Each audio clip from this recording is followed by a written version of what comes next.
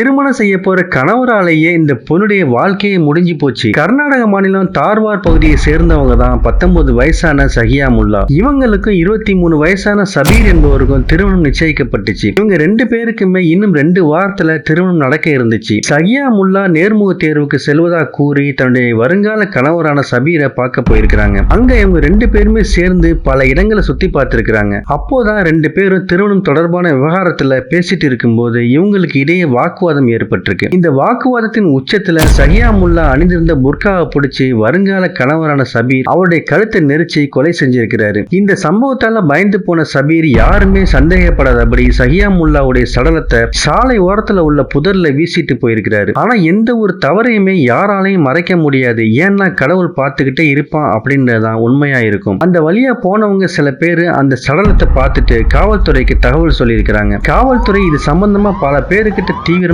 விசாரணை பண்ணியிருக்கிறாங்க. அந்த சமயத்துல தான் இந்த பொண்ணை கட்டிக்க போற சபீர் மீது சந்தேகம் ஏற்பட்டு அவரையும் விசாரிச்சப்போதான் அவன் தன்னுடைய குற்றத்தை ஒப்புக்கொண்டான். இதுக்காக அந்த பொண்ணை கொலை செஞ்ச அப்படின்னு கேட்கும்போது அந்த பொண்ணு மேல ஏற்பட்ட சந்தேகத்தினாலதான் கொலை செய்தன் அப்படின்னு சொல்லி இருக்கிறான். தனக்கு மனைவியா வரப்போற பொண்ணையே கொடூரமா கொலை செஞ்ச சபீரை காவல்துறை கைது செஞ்சு சிறையில் அடைச்சிருக்கிறாங்க.